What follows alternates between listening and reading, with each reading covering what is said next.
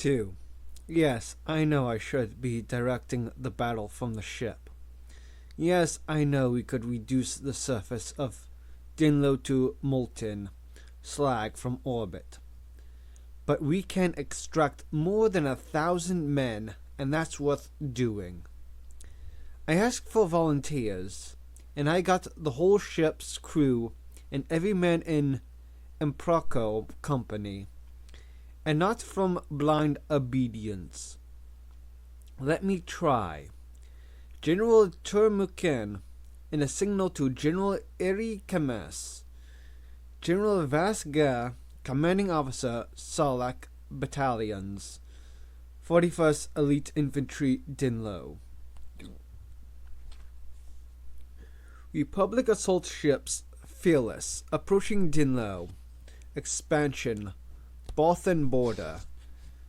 367 days after Geonosis. General Etain Termuken watched the HNE news feed with mixed feelings. On one hand, the events at home saddened her. On the other, they reminded her what the war was about.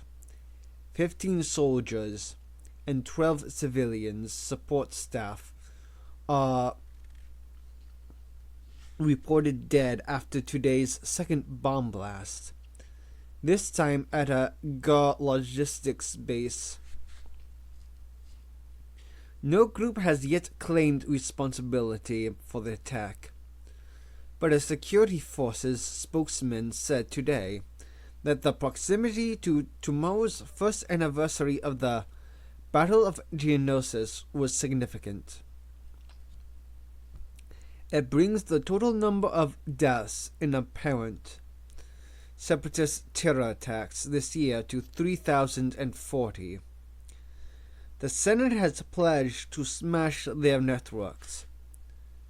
Clone Commander Git stood at her side, hands clasped behind his back, as they waited on the repulsor platform that shunted ammo boxes from the magazine to the hangar deck. No way to die, he said. Etain turned to look at the troops around them. Neither is this. They were set to go. Fearless was half an hour out from Dinlo, and the gunship pilots were making their way down the passage from the flight briefing to carry out their Pisori checks, yellow-trimmed helmets tucked under one arm. They all held the helmets exactly the same way, no doubt the results of thorough drill. General Etain Termukan noted that. She stood back from the hatch to let them through, and got a salute from each as he passed. One glance at the somewhat unconventional weapon slung across her shoulder, and grinned. He indicated the huge LJ-50 concussion rifle that almost dwarfed her. Does that thing light up blue, General? Only if you're on the receiving end, trooper, she said, and gave him her most reassuring smile. She knew they were afraid, because a commando called Darman had taught her that only idiots didn't fear combat. Fear was an asset, an incentive, a tool. She knew how to use it now, even if she didn't embrace it. Today, she needed to tell Improco Company that. They knew it already, but this was her first mission with them, and she had learned that a little openness with the troops went a long way, and she wanted them to know that she saw them for the human beings they were. Meeting Republic commandos on Quilora for the first time had been a painful revelation for her. Are you okay with that, General? Get seemed to be able to guess what she was thinking almost all the time, and she wondered briefly if telepathy was in their genetic mix. Then she reminded herself that men who all looked the same learned to be very, very sensitive to tiny behavioral cues. We've got a DC-15 if you prefer. Nice piece of kit. The LJ-50 was exhaustingly heavy. She'd developed her arm muscles in the last year, but it still took some handling. Some very competent gentlemen taught me to use a conic rifle, she said. They persuaded me to keep my lightsaber for close combat. Besides, the LJ's got a 4-meter spread at a 30-meter range. I'm a great believer in efficiencies over style. Git smiled. He knew the stories about the Quilora mission. They all did, it seemed. Gossip traveled at light speed in a closed community, and it had months to make the rounds. I understand Omega are okay. In on tie-ups in the Outer Rim right now. It's kind for you to check for me, Commander, she had to ask. What's TOPS? Captain Ordo makes a point of giving your signals priority. He lowered his voice. Traffic interdictions operations boarding the bad guys' vessels. Thank you. I've never met Ordo, but he does seem to take care of me very well. One of Cal Scarata's null arcs. Oh, Cal again? You've never met him, have you? No, but I hope I do. I feel as if he's been walking behind me for a long time. She looked around the hangar and noted there was one platoon still missing. She'd wait. She needed them all to hear this. I envy his ability to inspire people. Gets in nothing. Tact, perhaps, or merely nothing to add. Etain feared that she still projected her own doubts onto others. She was a Jedi Knight now. She had passed her trials on Quilora with Master Olingen Zay, working under deep cover with him to mobilize the colonists against the remnants of the Namorian and Trandoshan's occupation. It was silent, grim, secret work, and even though a Republic garrison had now been established on the planet, she still felt that the dwindling populations of native Golanans and the human farmers were set on a collision course. The Republic had promised the Golanans that they would remove the human colony from their world. So far, they hadn't. It would have been a simple case of broken promises, like many others in the galaxy's history, had the Golanans not been a race of shape-shifting predators, working as spies for the Republic. This was their bargain. They would provide their unique espionage skills if the farmers stopped driving away the prey on which Golanans depended. As far as the Golanans were concerned, that meant the removal of the human settlements on Quilora. Etain knew Golanans made bad enemies. They were more than capable of killing farmers, as they'd proved when they exacted revenge on informers on Quilora. But the war came first, and diplomacy had to take a back seat. All present and correct now, General, Get said. He flicked the controls of the repulsor platform, and it lifted them about a meter above the deck, so that the assembled company of 144 clone troopers could see and hear her clearly. There was no noise apart from the occasional crack of armor plates as one soldier brushed too close to another, or the quiet clearing of throats. They didn't chat. Get still defaulted to drill. Company A, 10, shun. The chunk of armor and rifles being slapped hard against chest plates was one synchronous noise. Etain waited a few moments and concentrated on projecting her voice across the cavern of the hangar. She hadn't been trained as an officer. It didn't come naturally. They needed her to be one, though, just as Daman had when he had expected all Jedi to be competent commanders. She inhaled slowly and felt her voice lift from her stomach through her chest. "Stand easy," she said, "and buckets off." The clack and hiss of helmets being removed was a little more ragged than the snap of a tension. They weren't expecting that.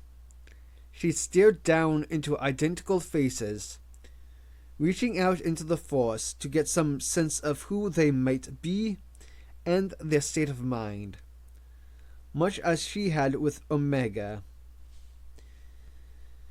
It was a complex tapestry, and yes, there was fear. There was an intense sense of belonging and focus too. And there was not a trace of the hopeful child that had once so confused her when she felt Daman long before she saw him for the first time. Clones grew fast and learned even faster. A year at war, real war, not just fatally realistic training, had made them a lot more worldly wise and less idealistic. "We have 2 battalions pinned down on Dinlo," she said. "You've seen the op order.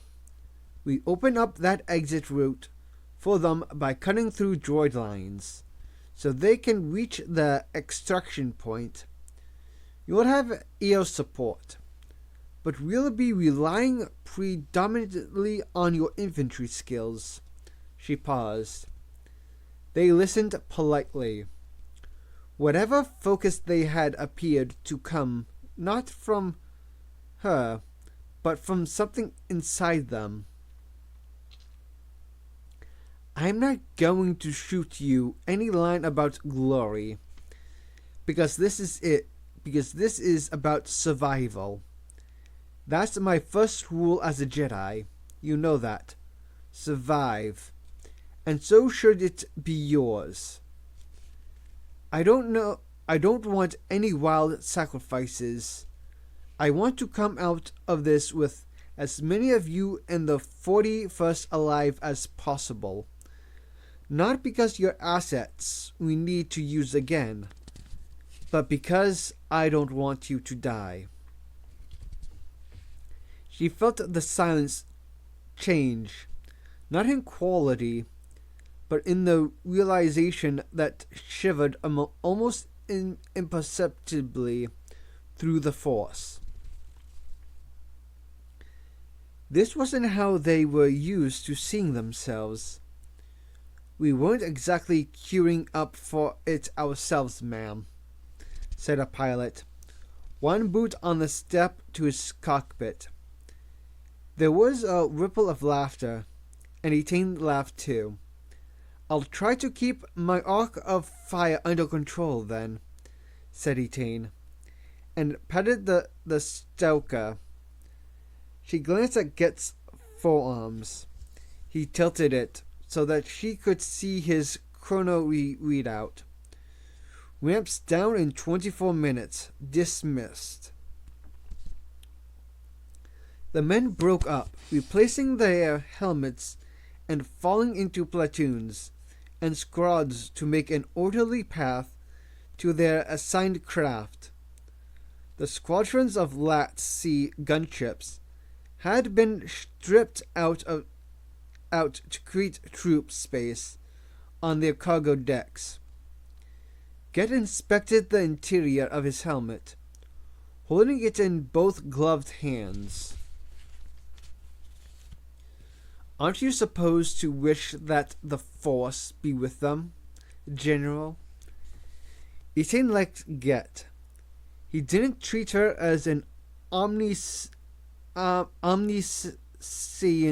military genius, but as just another being stuck in a hard place without a lot of choices. She could hear a faint sound coming from his helmet's audio feed. When she concentrated, she could hear singing and so held out her hand for the helmet. She tried on Atkins once, and had been stunned by the welter of data it flung at the wearer. Helmet held close to her head. She could make out strong male voices, a choir of them, singing an anthem she had heard snatches of, but rarely had the chance to listen to. Vod an? They were singing in the privacy of their own helmets, comlinks, retreating into their world, like Omega Squad did, from time to time. She could hear nothing outside the helmets, of course, and she felt oddly excluded. But they were not her brothers at all. However, much she wished to be part of something greater than herself, even more than the Jedi Order. They were gearing up for battle. Bakult Darasun Kult, Drossaran Condor Old Tom. It sounded less martial and more of a lament to her ears right then. She'd have to ask General Jusik for a translation. He was very much a Mando speaker these days. She handed Get his helmet back and gave him a nod of thanks. It's not just the Force we need with us today, Commander, she said. It's reliable kit and accurate intel. Always is, General, he said. Always is. He slipped his helmet back on and sealed the collar. She knew without asking that he had started singing completely silent to her, but one voice with his brothers. Special Operations Brigade HQ, Coruscant, 20 minutes after the explosion at Depot Bravo 5. 367 days after Geonosis. Captain Ordo needed General Bardan Jusik, and he needed him fast. He wasn't answering his comlink. That irked Ordo, because an officer was supposed to be contactable at all times. And this was precisely the kind of emergency that proved the point.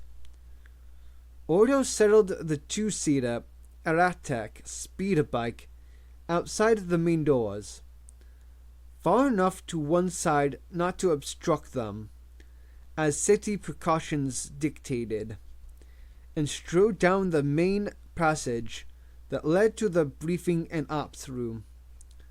Location for General Jusik, please, he said to the admin droid that was operating the comlink relays in the lobby area. Meeting with General Arrington Zay and ARC Trooper Captain Maz in the Coast Office, sir. Discussions the incontinence ordnance situation. Thank you, said Ordo. Just say bomb, will you? That's why I'm here, too.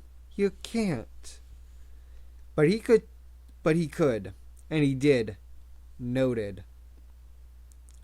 The red light above the office doors told old Ordo that the general didn't want to be interrupted. He expected the Jedi's force sensitivity to detect him coming and open those doors, but they remained closed. So Ordo simply made use of the list of 5,000 security codes that he had memorized for an eventuality like this. He would never trust them to a datapad alone.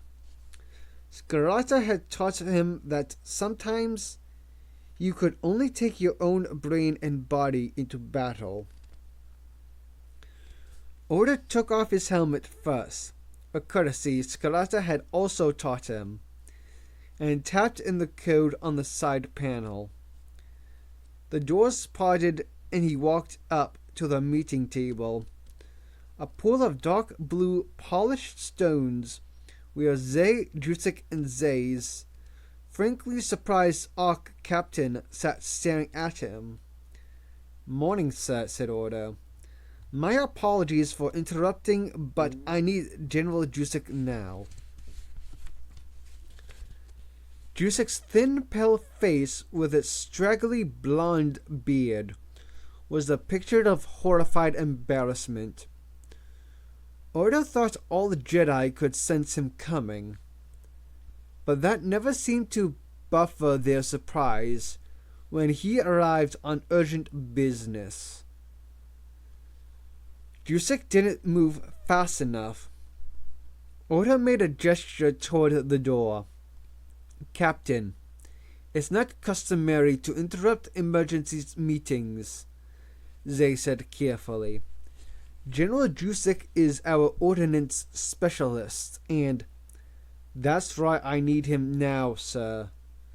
Sergeant Scarata sends his compliments, but he would like the general to join him at the incident scene. Seeing as he's the explosives expert, and his skills would be best spent on practical matters rather than discussions.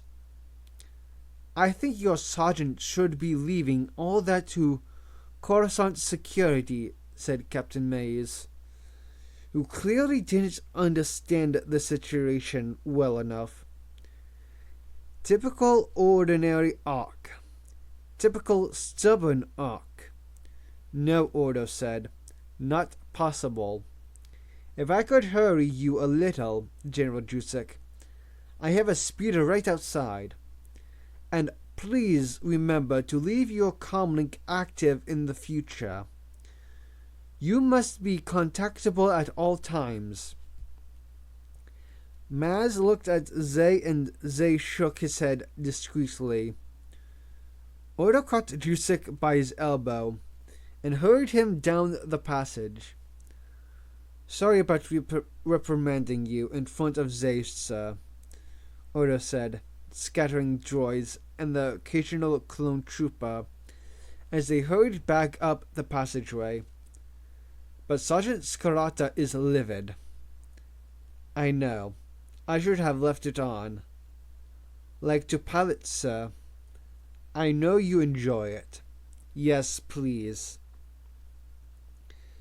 It was the rapid thud of boots behind him that made Ordo stop and turn just as Captain Maz put his hand out to tap him on the shoulder.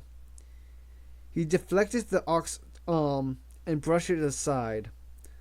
Maz squared up. Look, Null, I don't know who your sergeant think he is, but you obey a general when he...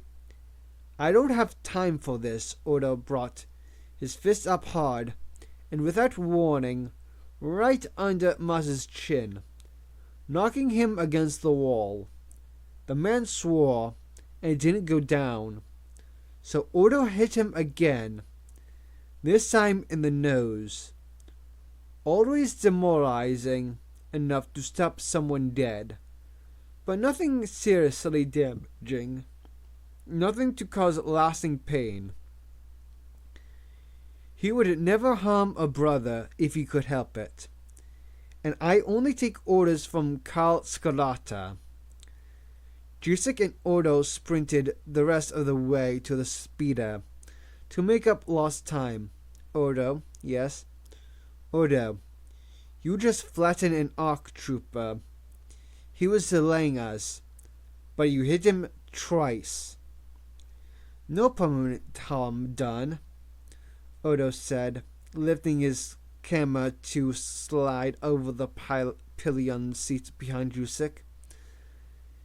He sealed his helmet. You can't convince Alpha Arcs of anything by rational argument. They're every bit as obtuse and impulsive as Fett. Believe me. Jusek looked perplexed as he started up the drive. He took the speeder bike into a straight vertical lift and spun it around at the top of the climb. His hair tied back in a bunch, ripped across Odo's visor on the slipstream, and the ARC brushed it aside in irritated silence. It was high time the boy braided it or got it cut short. Where to, Odo? Manarai. Brief me, Jusek said. CSF is struggling with this. If you get in right now and use the force while the incident scene is fresh, we might get a break. Jusek banked right to avoid a slim spire and chewed his lower lip. He seemed to be able to fly without thinking. I've been over the data 6 or 7 times, and I can't see any consistent pattern in any of the devices. Not the materials, not the method of constructions, nothing. Just that they are all very complex devices and hard to set.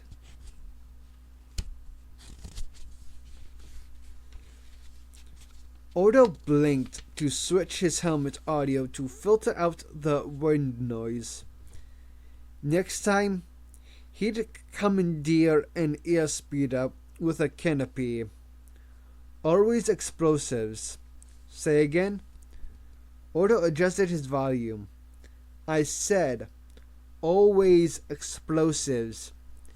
Chemical or biological ordnance has limited use on a planet with more than 1,000 different species.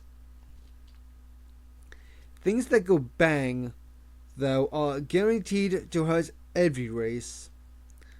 I'd buy that if these devices were being used randomly. They're not. It's all Grand Army targets. Humans. Are you sure it's me you need for this? Jusek asked. I'm not as adept with the living force as others. You want to go back and have a nice meeting? No. Jusek looked back over his shoulder with a big grin. Odo had learned not to tell him to keep his eyes straight ahead, but it was still unnerving to watch a Jedi navigate a craft by his force senses alone. I've never seen anyone walk over Zay like that. I simply had to get the job done, sir. No offense. Do you mind my asking you something, Odo? Get ahead. Why do you tolerate me? You don't take the slightest notice of Zay, or Kamas, or anyone else for that matter. Skaratas respects you. I trust his judgment. Oh, Jusek didn't seem to be expecting that answer. I have a very great regard for our sergeant too. Odo noted the word hour. And that was what made Jusek different as far as Calbier, Papa Cal, was concerned.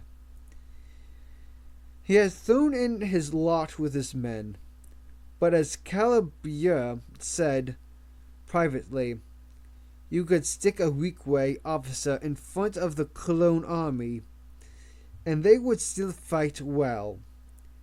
An army of 3 million men with very few Jedi officers had to be self-directing. Ordo was well used to directing himself. Drusik never asked if Ordo thought of him as his commanding officer, though. He probably knew and didn't need to be reminded that. Ordo answered only to the one man who had stepped physically between him and death once. Twice, more times than was decent to count. Cascarata, and while Ordo knew intellectually that a detached, unsentimental officer was the kind who won wars and saves the most lives, his heart said that a sergeant who was ready to die to protect his men got the very last drop of sweat and blood from them, and given gladly. I think you might really be in trouble with Zay this time, Ordo. And what do you think he's going to do about it? Aren't you afraid? Not since Commando. If Jusik understood that, it didn't show. Is it true that your brother Mirel hijacked a transport to Commando? It's known as hardening targets, General. Challenging security to improve it. We do that. It was a lie, but not entirely. The Nulls tried not to remove Gar assets from the battlefield unless it was absolutely necessary. But in this case, Calibia had said it was. The Jedi Command turned a blind eye to the irregularities if they detected them, because the Null Squad produced unparalleled results. No, they wouldn't touch him. If he was foolish enough to try, he would learn a hard lesson. General, do you remember being taken from your parents? Jusik glanced to his left, and a few moments later, a CSF patrol appeared on their flank, dipped a ring in acknowledgement, and dropped away below them again. They're just paying us to be sure we are who they think we are, the Jedi said, evading the question. Can't trust anything to be what it seems these days. Indeed. I hope CSF aren't offended by our intervention. Odo tightened his grip. It's not their fault they can't handle this. They are very competent. They're competent at defense. They're not used to attacking. We can think like an enemy, better than they can. You can. I fear I never will. I was trained to kill and destroy by any means possible. I suspect you are trained to obey some rules. I do, actually. What, obey rules? No. I remember being taken from my family. Just being taken. Not my family, though. And what makes you so attached to us? Ordo chose his words precisely. Knowing what attachment meant to the Jedi. He knew the answers anyway. And doesn't that worry you? Jusek paused for a moment, and then turned with an anxious smile.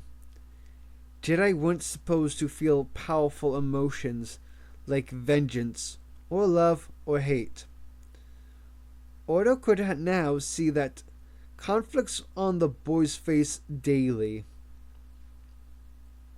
And Jusek was a boy. Odo was the same physical age as the general, 22. But he felt a generation older, despite being born only 11 years ago. And the Jedi drew strength from the things that tore up his heart, just as Cal Skirata did. He and Jusek were opposites in so many ways, and yet so very similar in others. You had such a passionate sense of belonging, Jusek said at last. And you never complain about the way you are used. Save your sympathy for the troopers, Odo said. Nobody uses us, and a clear sense of purpose is a strength. The southern side of the logistics depot was a wasteland of shadowed metal and rubble. From the air, it looked like an abandoned construction site with a brightly colored perimeter fence. As Jusek dropped lower, the perimeter resolved into crowds, held back by a CSF cordon.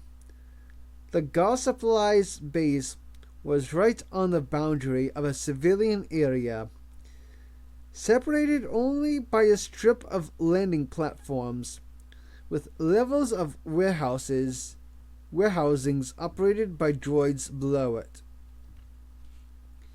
It had obviously been a big device. Had the same bomb exploded in the civilian heart of Coruscant, the casualties would have run to thousands. Whatever do they find to look at? Jusek asked. He had trouble finding a space to set down and had to land outside of the security cordon. He was clearly offended by the sightseers and didn't wait for Odo to clear a path through the crowd for him. For a quietly spoken man, Jusek could certainly make himself heard. Citizens, unless you have contributions to make here, can I suggest you clear the area in case there's a second device still set to detonate? Odo was impressed at the speed with which most of the crowd melted away. The resistantly curious hung around in small groups. You don't want to see this, Jusek said. They paused, and then walked away. A CSF incident support vessel skimmed across the strip and hovered for a moment beside Jusek. The pilot leaned a little way out of the hatch. Never seen mind influence in action before, sir. Thank you. I wasn't using the Force, Jusek said. Oda found a new reason to like this Jedi every day. He took the war as personally as Cal Burr did. A thick-set man in grey tunic waved to them from the inner cordon, where a large group of civilians and hovercams waited. Captain Jala Obrim wasn't wearing his Senate guard finery any longer. Oda knew him well, since they'd worked together with Omega Squad on the spaceport siege. Obrim's time had been increasingly taken up with counter-terrorism duties.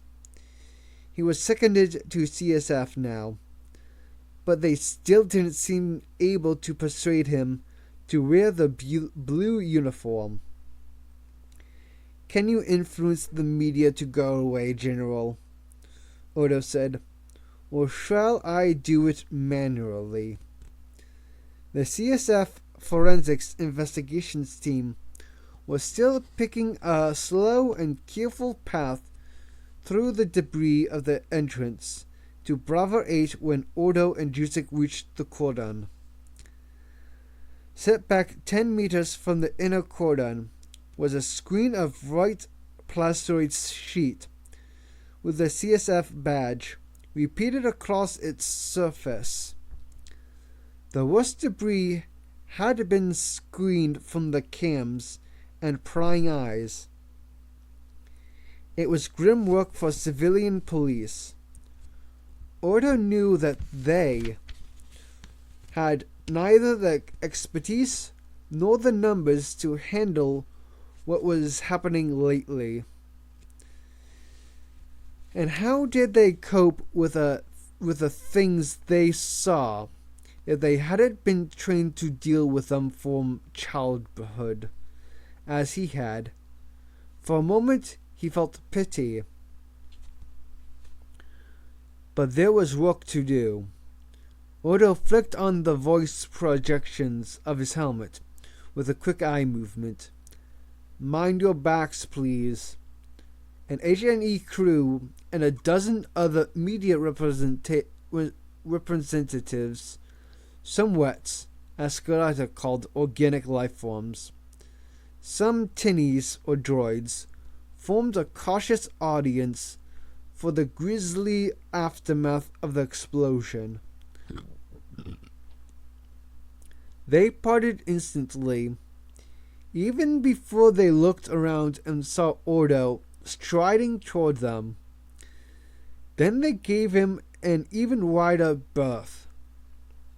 An ARC trooper, cut an imposing figure, and a captain, marked in the brilliant scarlet that subconsciously said danger to many humanoid species, cleared a big path. Oblim deactivated a section of the cordon to let Jusek and Odo pass. This is General Bardan Jusek, Odo said. He's one of us. Kenny wandered around and assessed the site. Oblim looked Jusek up and down, with the ear of a man who believed more in hard data than the Force. Of course he can. Mind the evidence markers, sir. I'll be cautious, Jusek said, mushing his fingers in front of him to do that little Jedi bow that Odo found fascinating. Sometimes Jusek was one of the boys, and sometimes he was ancient, wisely sober, another creature entirely. I won't contaminate evidence. Oblim waited for him to walk away and turned to Odo. Not that it mattered. The forensics is getting us nowhere. Maybe we need the mystic mob to give us a break. How are you anyway? Focused. Very focused. Yes, your boss is pretty focused too. He can curse the slime off a hut, that man. He takes all casualties personally, I'm afraid. I know what you mean. I'm sorry about your boys, by the way. They catch it coming and going, don't they? Scarata was bent deep in conversation with a CSF officer, their heads almost touching, talking in low and agitated voices. He swung around as Odo approached. His face was gray with suppressed anger. 15 dead, Scarata clearly didn't care about civilian casualties, traffic disruptions, or structural damage. He gestured toward a large fragment of white leg armor in the rubble, of what had been a security post. I'm going to rip some Cheka's guts out for this. When we find them, I'll make sure you're the first in line, Obrim said. There wasn't a lot of any of them could do at the moment except to allow the largely Celestin scenes of crime team to do their work. Scarata, chewing vigorously on that bittersweet Rurik root that he'd recently taken a liking to, stood with his fists in his jacket pockets, watching Jusek stepping delicately between chunks of debris. The Jedi occasionally stopped to close his eyes and stand completely motionless. Scarata's expression was one of cold appraisal. He's a good kid. Ordo nodded. Do you want me to look after him? Yes, but not at the expense of your own safety. After a few minutes, Jusek made his way back to the cordon arms folded. You didn't pick up anything? Scarata said, as if he expected Jusek to bay like a hunting stray latching on to a scent. A great deal. Jusek shut his eyes for a second. I can still feel the disturbance in the force. I can sense the destructions and pain and fear, like a battlefield, in fact. So, it's what I can't sense that bothers me, which is malevolence. The enemy is absent. The enemy was never here, in fact.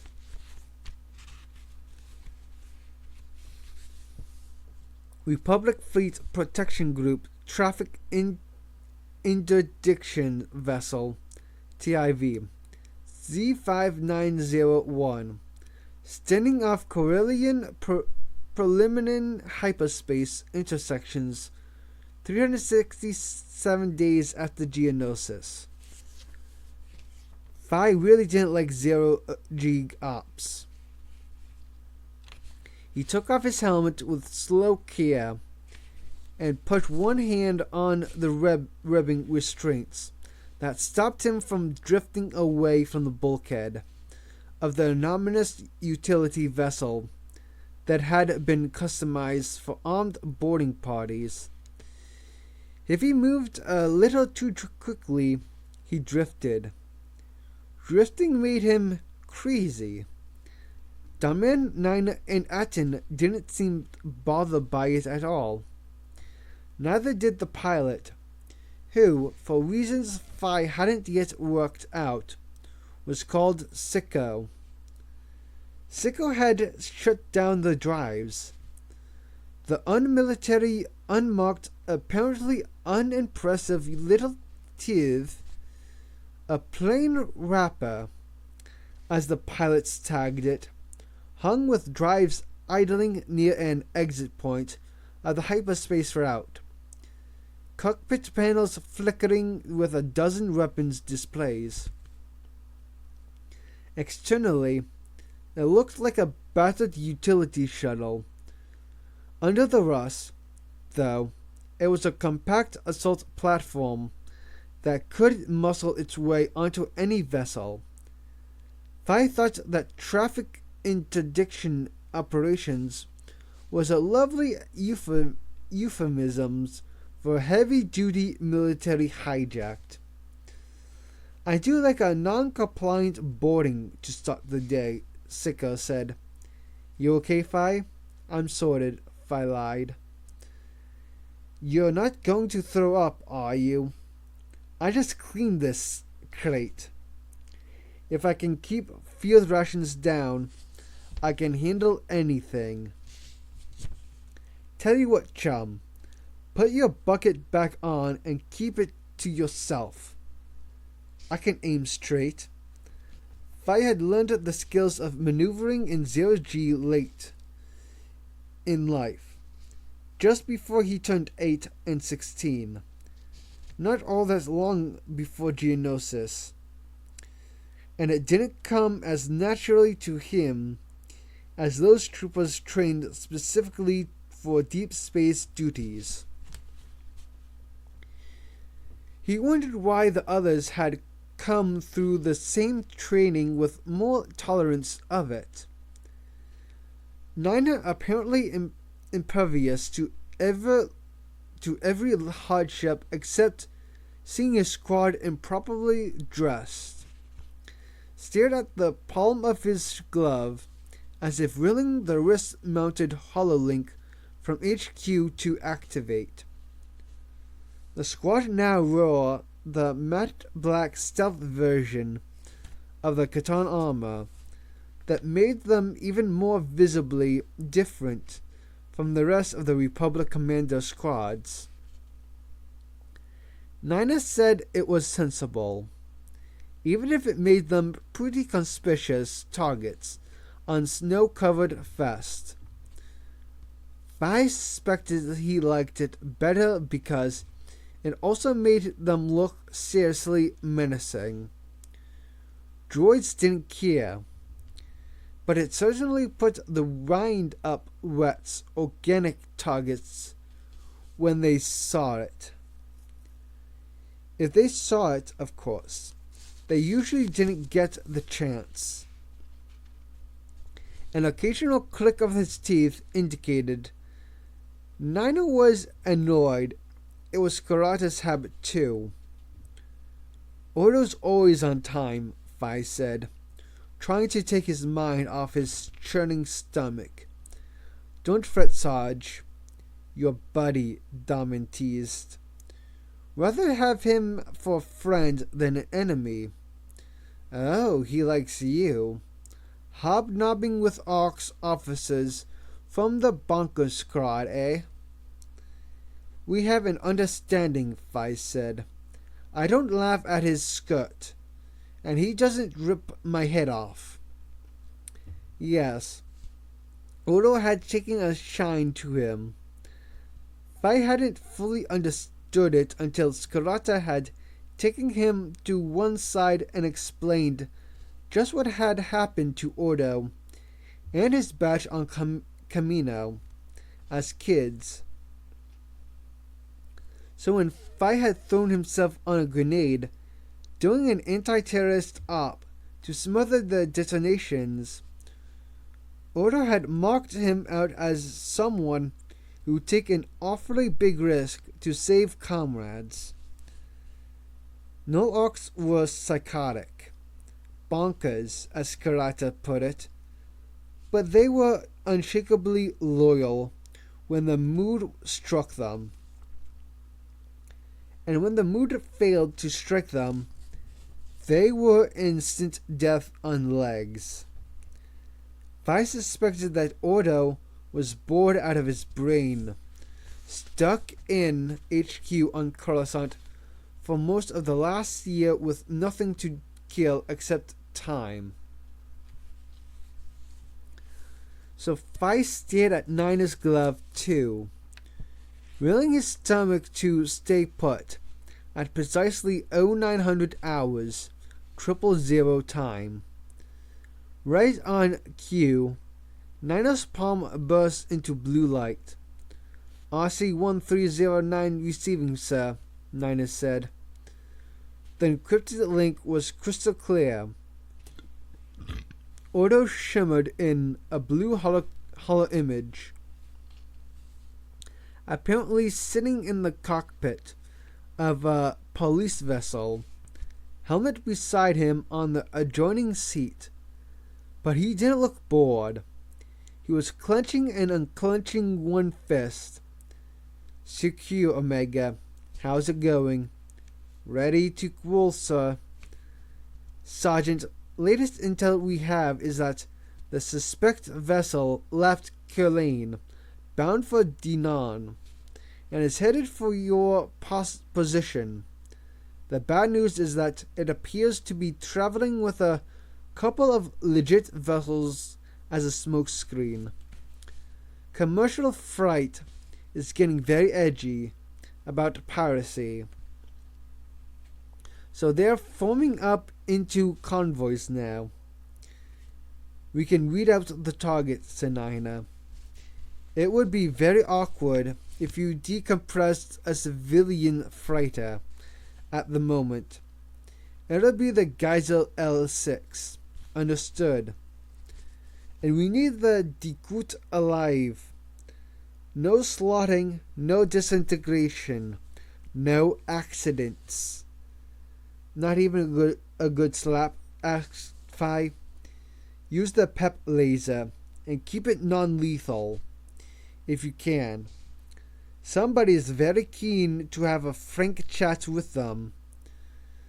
Oda paused. Head tilted down for a second. Froze back. Phi couldn't stop himself from glancing at Atin, and noted that Damen had done the same.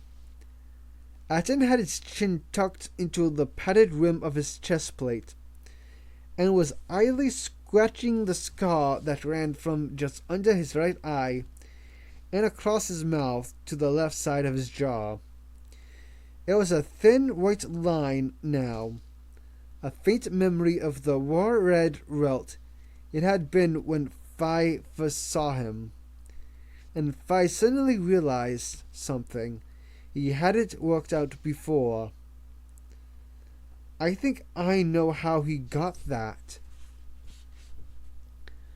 A tint from Sergeant Roland Rowe's training company, not Scarata's, and over the months, as casualties mounted and more partial squads were regrouped with men from other companies, they all swapped stories. The Voe stories didn't get a laugh at all. You okay, Nervard? Fine, Atin said. He looked up, jaw set. So how many bandits are we going to not slot, disintegrate, or speak harshly to, then, Captain? 5 best intel says, said Ordo. We'll assume 10 then, said Nina.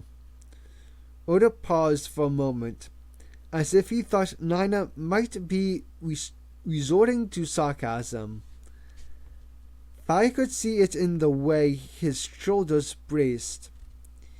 He was a knife-edge kind of man, Ordo. But Nina was simply in literal mode, as he tended to be when things were getting intense. He always wanted to err on the side of caution. Odo obviously knew that. He didn't bite. By the way, General Turmukan is operating around the Bothan sector and appears to be coping according to Commander Get, he said, and she's still packing the conch rifle. So your lesson wasn't wasted. Beat swinging that shiny stick, Phi said, winking at Daman. It'd be fun to see her again, eh, Da? Daman smiled enigmatically.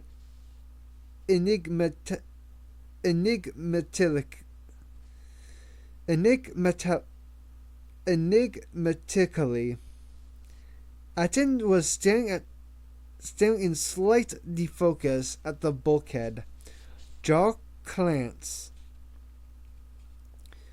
Phi thought it was high time the bad guys dropped out of hyperspace and took their minds off the individual things that were troubling them, which included his stomach. Order out, the blue hollow said, and Nina's glove held nothing but air again. Daman prepped his helmet, resetting the HUD with the prod of his finger. Poor Ordica. He called him by the affectionate nickname Scarata used in private, a kid's name. Little Ordo, in public, it was strictly Captain and Sergeant, and you could call your brother Vodvutica in the Mandalorian way, but nobody else could, and never in front of strangers. Who would want to be doing the filing when the rest of your batch are off saving the galaxy? Well, I hear Kamrik is out at Utapau, and Jang's cannoned up and gone hiking with extreme prejudice in the Bakura sector, said Phi. Perfect. Knowing him, he's doing it for the fun of it. And as for Mirel, well, why has Cal sent him out to Commando? Nina clicked irritably again. Anyone else you want to discuss classified intel with, Phi? Sorry, Sarge. The cabin was silent once more. Phi slid his helmet back on, sealed the collar, and concentrated on the artificial horizon of his HUD to convince his stomach which way was up.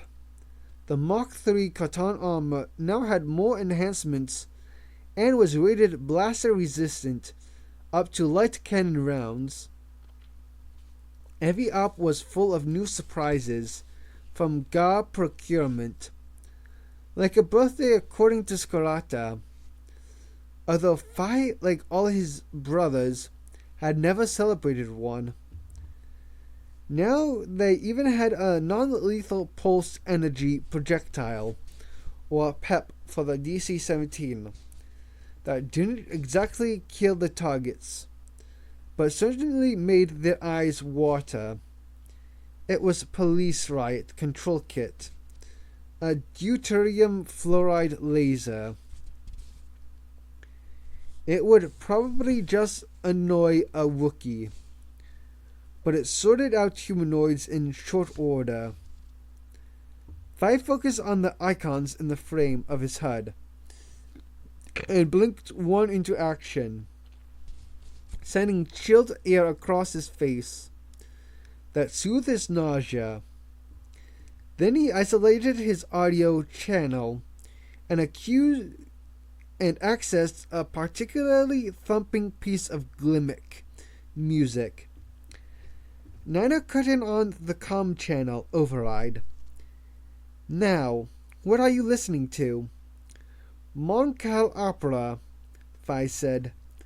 I'm improving my mind. Liar. I can see you nodding to the beat. Relax, Sarge, please. Want to listen in? I'm psyched up enough, thanks, Nana said. Daman shook his head. Eisen looked up. Later, Phi.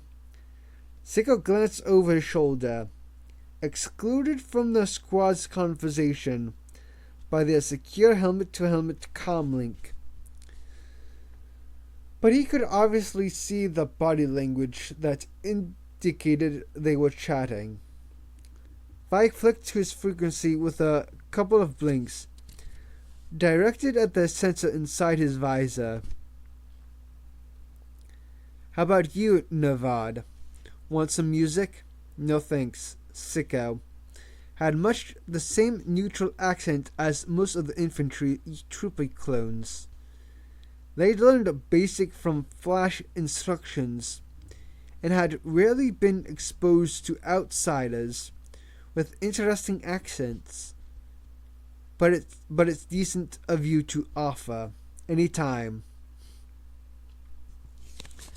Commandos owed their lives to the guts of these pilots. Omega had been extracted under heavy fire by their astonishing skills a number of times, and the TIV pilots were the most daring of the lot. Any gulfs among clone troopers, specialists, and the elite commando units had now been swept away by sheer hardship, and they were envoyed now. All brothers. Phi was happy to indulge them. He killed the music feed and switched over to the open squad comlink again. The rating was eating at him now. If got trade, said Sicko. They should be jumping out of hyperspace any time now. 3 contacts. He flicked the tracking display from his console into hollow projections, so they could see the pulses of color that represented the ships. No outlines or shapes, just a flickering away of numbers and codes to one side. Awaiting a ship to tag. Intercept in 2 minutes. They should all be less than a minute apart. Bring us in starboard side 2, please, said Nina. There you go. The L6 is coming out first. Sicko pressed a pad on the console, and Phi heard the grapple arms extend and retract like an athlete flexing muscles before an event. The display picked up the ships, then another. But the second profile looks like an L6 too. Intel said, Intel has occasionally been known to be less than 100% accurate, apparently. As inside of contempt, you reckon Phi could see that he was checking ships' configuration data via his HUD. I'm glad I'm shock-proofed. But we like intel, said Phi. No, not again. Let it be right this time.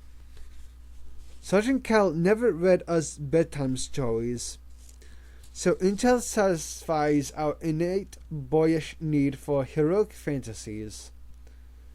Is he always like this? Sicko asked. No, he's pretty quiet today. Dominant clutched a magnetic frame charged to his chest plate. His hatch persuader, as he liked to call it. So, are we going to jump the first crate or what? Play it by ear, said Nina, who always seemed to resort to Scarada's voice under pressure. He hit the release on his restraints. Let's see how it reacts when we approach. Pressure up helmets, gentlemen, and we're in business. Coming about, said Sicko. And if I can disable its drive, blow the navigation power conduit. The access ought to be outside the engineering compartment. But it's sometimes inside the port side bulkhead, 3 meters from the hatch. So knock the rotten thing out, will you? Or they'll bolt and drag us across 10 star systems. Then the pilot punched the TIV into a 90-degree roll, and the apparently fixed constellations Phi had been watching tilted before his eyes. He understood instantly why they called the man Sicko. Phi grabbed a restraint instinctively, and his backpack hit the bulkhead. Oh, feck. Whoa. Phi could see through the cockpit screen as he steadied himself alongside the hatch. A box-like freighter, yes. A Gizzard L6 loomed out of black nothing. Interdict that, Nina said. Phi reached for his jetpack controls, hanging right beside Dawman in freefall. Sicko powered the TIV into a slow head on approach and corkscrewed slowly to line it up and bring the deckhead hatch against the port side of the freighter. Landing lights on. The freighter slowed too. Dawman stood ready, fingers flexing over the jetpack controls on his belt. He'd be first out, blowing the hatch controls when the blast-proof coaming sealed against the target's hull, pulling aside to let the others storm in. As the Tiv moved sedately along the freighter's flank, the leading lights picked out the bright orange livery of Voshan containers. "Oops," said Sika. "Looks like the legit one." "Back off then," Nina said. "If the other ship sees this, we've lost." A flash caught Fi's eye. At the same time, it did everyone else's. The second vessel was heading their way. "Another L6, Sika said. "Please, don't let there be 3 of them." The first L6 suddenly altered course with a rapid burn. It had probably picked up the wrong idea about a scruffy little ship in an area of space that was frequently populated by pirates. One of its spars wheeled 90-degree, almost instantly looming in the Tiv's view screen, on collision course. "Abort, abort, abort," Sigel yelled. "Brace, brace, brace." He was cut short by a screech of tearing alloy that shuddered through the Tiv. And suddenly, it wasn't the tight gut exhilaration of a boarding, but the desperate scramble to survive. The impact spun the Tiv off, and the last thing Fi saw as he somersaulted involuntarily was Sicko pulling on the yoke and punching a stabilizing burn to stop the spin. There was nothing Fi or the squad could do. It was all down to the pilot. Fi hated that moment of helpless realization every time. The display in his HUD shuddered like a cheap bootleg holovid as he hit the bulkhead harder than he thought possible in 0G. "Incoming! Returning fire!" And then there was light. Brilliant blue-white light. The instant hot rain of fragments peppered and pecked on the hull.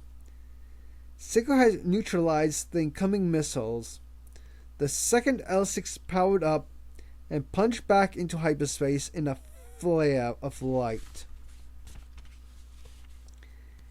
"Cheer on that," Sicko said, and slapped his fist hard on the console.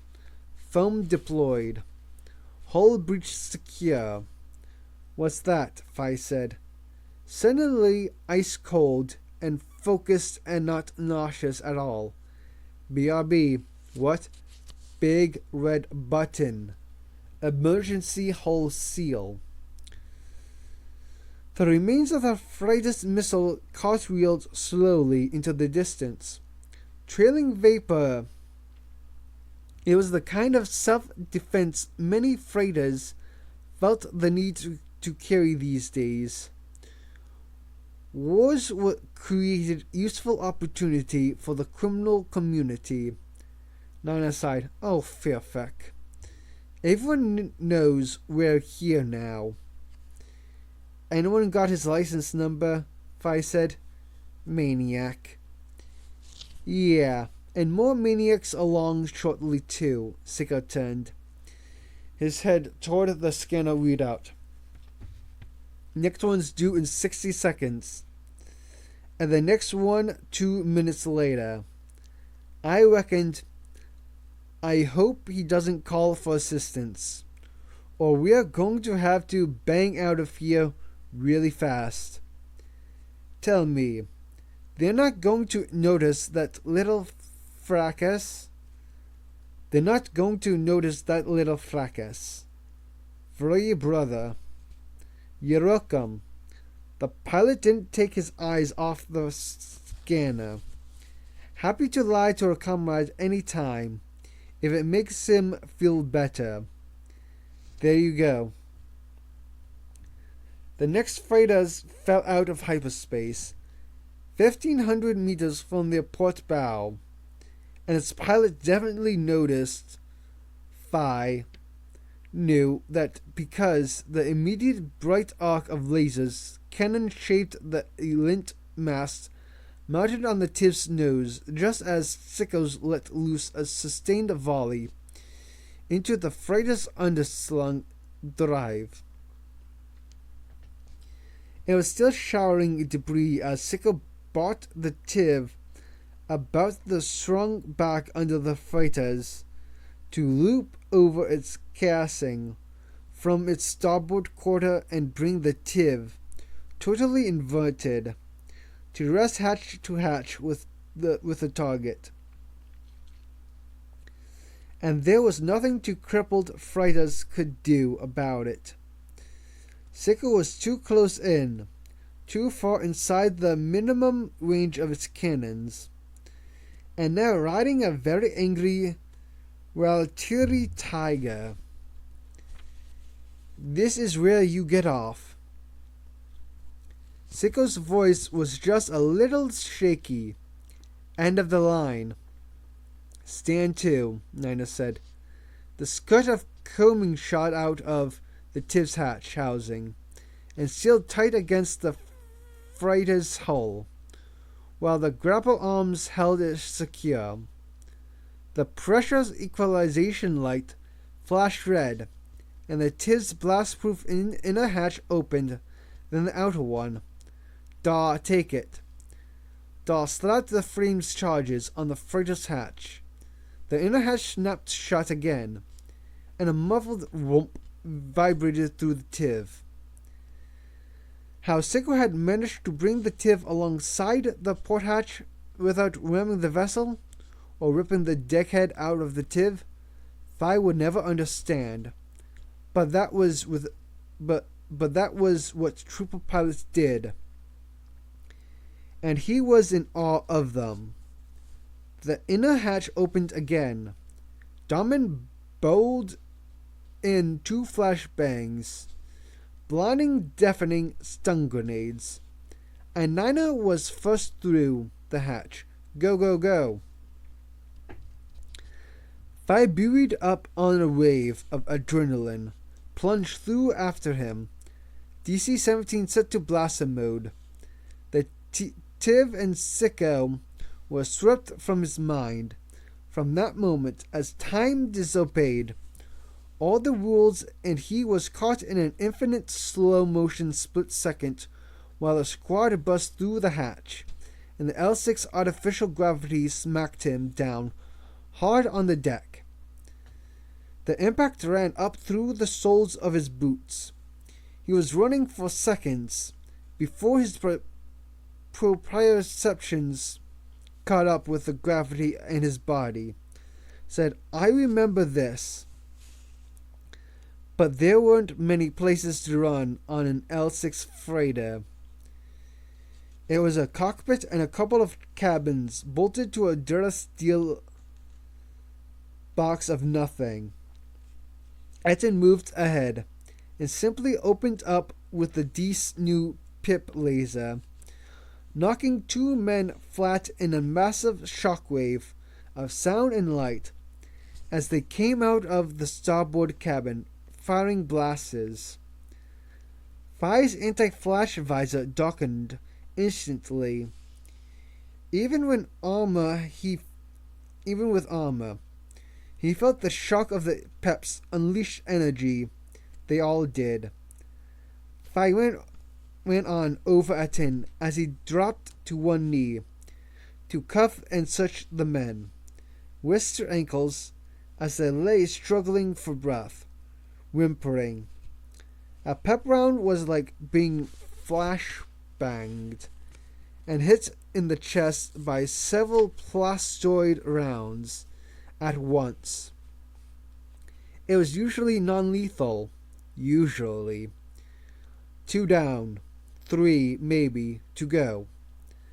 The cockpit doors didn't open when Nina stood back, and hit the controls. Aten caught up with Phi again, and they stood catching their breath. Nina motioned Darman into position at the cockpit doors. Shame that PEP doesn't work through bulkheads. Confirmed. 3 still inside, Darman said, running the infrared sensor sweep in his gauntlet up and down the seam of the doors. Nothing in the port cabin. Intel had it right for once. There were 5 bandits on board. Encourage them to step us outside, Dar, Nina said, checking his PEP settings. He peered at the power readout. This thing's actually scares me. Darman unrolled a ribbon of adhesive thermal charge and pressed it around the door's weak points. Then he pushed the desk into the soft material and cocked his head to one side, as if calculating. All that fuss getting in, and now we just walk over them. Anticlimactic, I think the word is. There was a dull echoing thud and screech of metal that vibrated through the deck. For a second, Phi thought the jet had gone off prematurely, and that it was all a trick of his adrenaline-disordered perception, and that he was dead, but didn't know it yet. But it wasn't the debt. Phi looked at Nina, and Nina looked at Aten, and Phi saw in Darman's viewpoint icon that he was staring at a fragment of flimsy that ripped past him as if snatched by a sudden wind. It was being carried on a stream of air, escaping air. Phi felt it grab him, and they all reached instinctively for a secure point to anchor them. Hull breach, Phi said, arms tight around a stanchion check suit seals. They went into an automatic and long-drilled check of their suit systems. Catan armor was vacuum-proofed. Phi's glove sensor confirmed his suit was still airtight, and the thumbs up from the rest of the squad indicated that their suit integrity was holding up too. The temporary gale of escaping air was abating. "Sick out, you receiving," said Nina. Phi had the same thought, and judging by the rapid breathing on the shared comlink, so had Aten and Darman. The decompression was via the hatch, and that meant the seal formed the TIV had been breached. On the comlink, there was only faint static, and the sound of their own breathing and swallowing. "Fairfax," Aten said. Whatever it is, he's gone." Nina motioned Darman to stay by the cockpit hatch, and beckoned Phi to follow him. "Let's see if it's fixable. You two, stay there." "Well, we've probably lost 2 prisoners now," Darman said. "Better make sure we haven't lost the rest." There was no telling what had dislodged the TIV, and whether they were going to meet someone boarding to deal with them. They made their way back up the passage to the entry hatch, DC-17 raised, and there was no sign of the 2 prisoners they'd left cuffed, nor anybody else.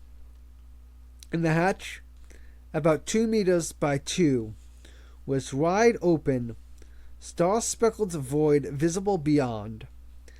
Phi gripped the rail on one side of it and leaned out a little. It was a good way to get your head blown off, but he decided that the urgency of the situation warranted it. There was no sign of the TIV.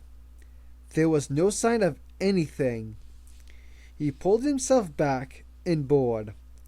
At least the gravity was still functioning. Niner checked the environment sensors on his forearm plate. Atmosphere's fully vented now. They have to have a foam systems in these things. Yeah, but if you had us running around your vessel, would you seal the hole and help us out? Is the cockpit airtight? Fai asked. We won't know for sure until they go cold and we can't pick them up in the infrared. Niner switched on his tactical spot lamp and began searching the bulkhead for panels. And by that time, we'll be ice cubes ourselves. Catan armor, even the Mark III version, was only good against vacuum for 20 minutes, without a backup air supply. And they hadn't counted on being exposed that long. For some reason, Fai was distracted by Sicko's fate. It was a strange thing to discover when you were on borrowed time yourself. But Sicko had said the power conduits were routed via a panel 3 meters from here. Fai ejected the vibroblade from his knuckle plate and pried open the panel. Niner stood behind him and directed his spot lamp into the recessed mass of cabling, pipes, and wires. That's one's labeled isolation bulkhead, Niner said. Yeah, but where does that come down? They looked up at the deckhead for shutter housings. There were at least 3 back down the passage that they could see. Let's play safe and withdraw to the one nearest the cockpit, Niner said. We could blow the whole panel here and shut everything down, including the gravity. Lovely. Usually triggers emergencies containment. Niner put his glove to the side of his helmet. It was a nervous habit of his, just like the way he grew increasingly irritable with Fai's as his stress levels peaked. Daw, are you getting this? Halfway there already, said Dawman's voice. Fai's chrono said they had 15 minutes left to make this work. Okay, if Daw blows this remotely and it activates the emergency bulkhead, then we'll be stuck between that and the cockpit hatch. And if there's atmosphere in there, we can open it and cozy up to the other 3 Hatin. Or if I said, we find its hard vacuum too, and then we'll be completely stuffed. Stuffed if we don't, said Dawman, appearing at Fai's shoulder with a ribbon of thermal detonator tape. Go on. Get back there and wait for me while I set the timer. We ought to call in a red 0. Let's wait until we know if there'll be anything left of us to make it worth rescuing, Niner said. Trotting back down the passage, Fai watched him go, shrugged at Dawman, and then patted the wide-open cover of the control panel. Thanks, Sicko, he said.